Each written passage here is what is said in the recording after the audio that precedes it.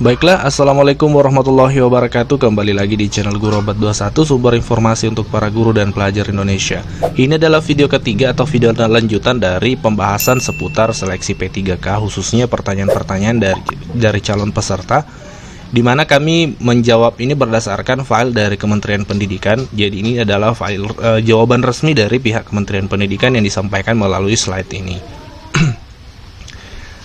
Nah, kita langsung ke poin pertama.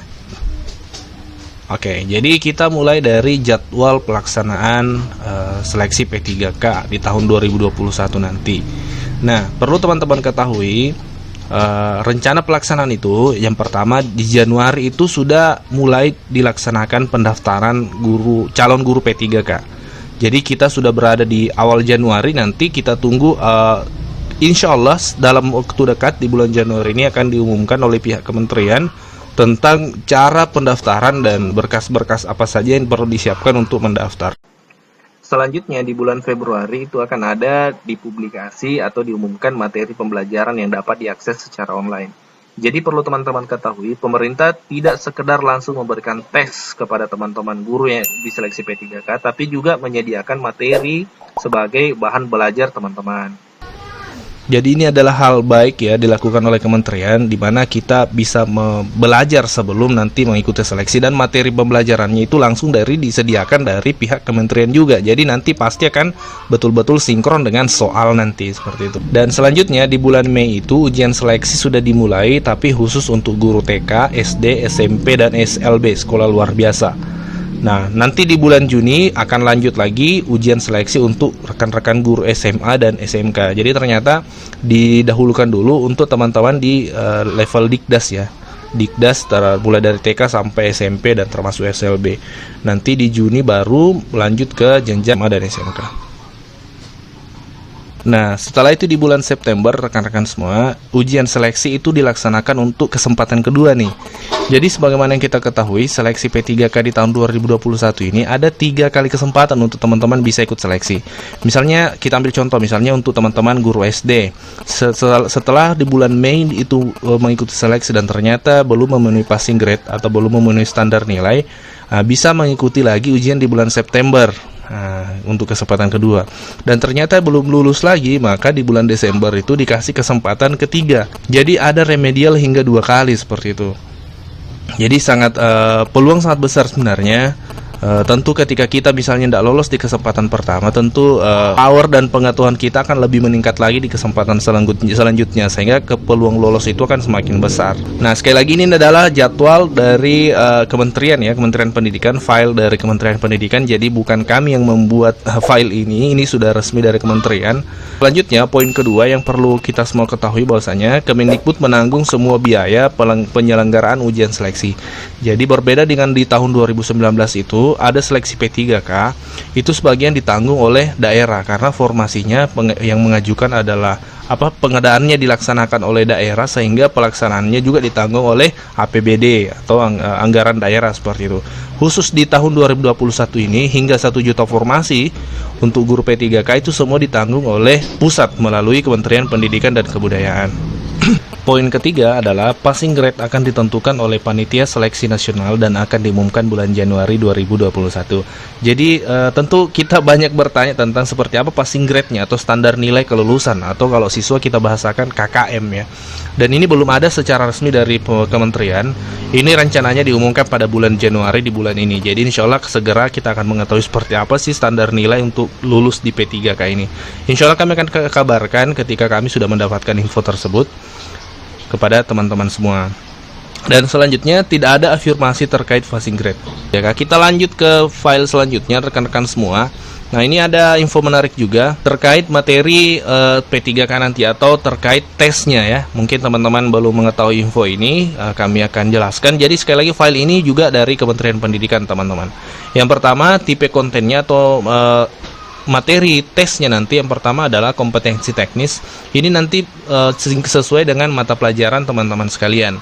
Guru bahasa Indonesia tentu kompetensi teknisnya adalah terkait materi bahasa Indonesia dan seterusnya. Dan juga selain itu ada juga di kompetensi teknisnya termasuk materi pedagogik teman-teman, terkait dengan kompetensi pedagogik seorang guru juga akan diuji di sini.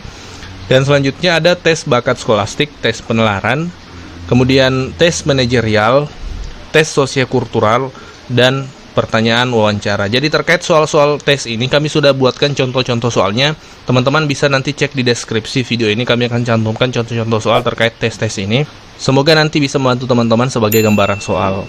Dan selanjutnya nanti ada pertanyaan wawancara. Jadi wawancara ini dijawab secara tertulis. Jadi juga melalui komputer, teman-teman. Jadi banyak yang khawatir terkait di seleksi wawancara. Persepsinya adalah wawancara ini dilakukan secara manual, dan dikhawatirkan ada aspek ketidaknetralan dalam hal ini, dan itu tidak perlu dikhawatirkan karena wawancara ini secara tertulis, sifatnya juga kayak tes ya, melalui komputer seperti itu.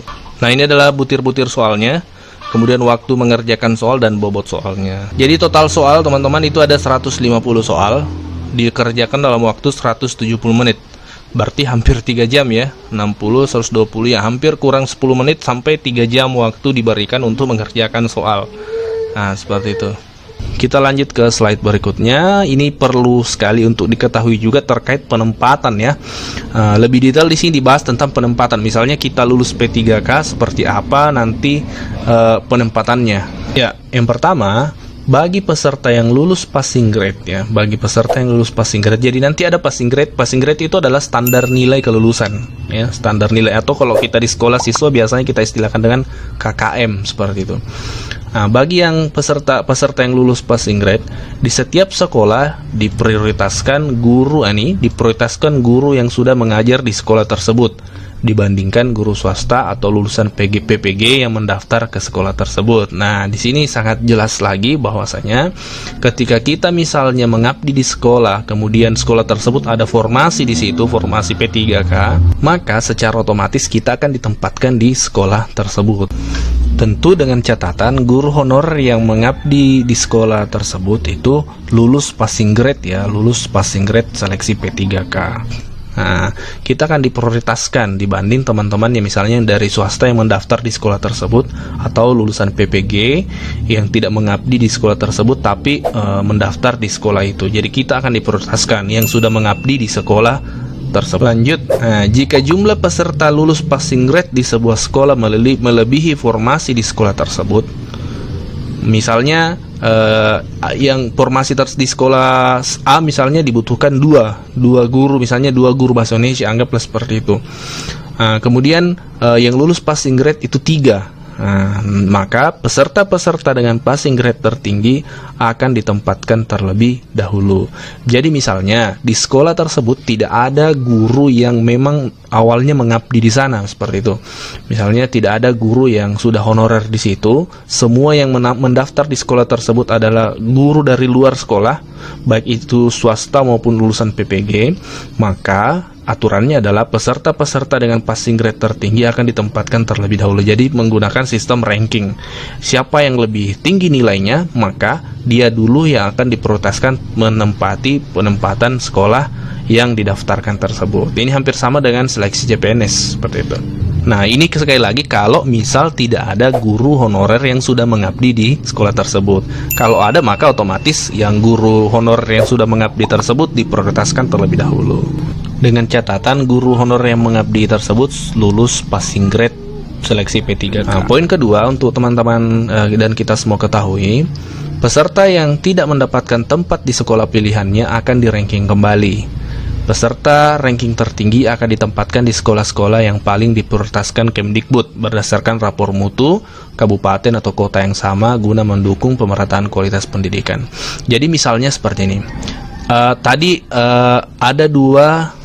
3 peserta yang lulus atau memenuhi passing grade atau standar nilai di salah satu sekolah, sementara sekolah tersebut formasinya hanya 2. Maka otomatis yang satunya itu, karena 3 yang lulus, nanti akan ditempatkan di sekolah yang paling diprioritaskan oleh Kemdikbud. Penempatannya akan dilakukan oleh Kementerian Pendidikan berdasarkan rapor mutu, tapi tetap di kabupaten atau kota yang sama tentunya. Nah, lanjut. Nah, ini poin penting yang perlu teman-teman kita semua ketahui. Peserta bisa menolak penempatan mereka dan memilih untuk ikut ujian seleksi berikutnya. Ini sebenarnya bahasa yang secara tidak langsung disampaikan bahwa saya tidak ada alasan untuk menolak penempatan. Bisa menolak dengan catatan gugur dan ikut di seleksi berikutnya. Seperti itu maksudnya. Poin ketiga, bagi peserta yang tidak lulus passing grade ya. Jadi misalnya ada teman-teman nanti yang tidak lulus passing grade ya. Pemerintah daerah dapat mendistribusikan peserta yang tidak lulus passing grade untuk tetap mengajar sebagai guru honorer sepanjang kebutuhan guru di sekolah tersebut belum terisi oleh PNS atau PPK. Jadi bagi yang tidak lulus passing grade itu bukan berarti karirnya dihabisi, seperti tidak. Tapi tetap bisa mengabdi sebagai honorer di sekolah tersebut sepanjang memang belum ada PNS atau P3K yang mengisi di sekolah tersebut, seperti itu. Lanjut, pemerintah daerah juga dapat menempatkan peserta yang tidak lulus passing grade sebagai tenaga kependidikan honorer. Jadi tetap ada kebijakan bahwasanya meski misalnya tidak lulus bukan berarti nanti karirnya di stop sebagai guru, seperti itu. Tidak. Bisa nanti tetap sebagai honorer guru dan juga bisa sebagai tenaga kependidikan honorer, tendik honorer. Ini penjelasan dari pihak kementerian. Nah, demikian untuk sementara info yang kami share. Kita akan lanjut di video-video selanjutnya. Silahkan tekan subscribe agar Anda tidak ketinggalan info-info yang akan kami share, yang tentunya info terpercaya dan valid dan sumbernya jelas. Terima kasih dan Assalamualaikum warahmatullahi wabarakatuh.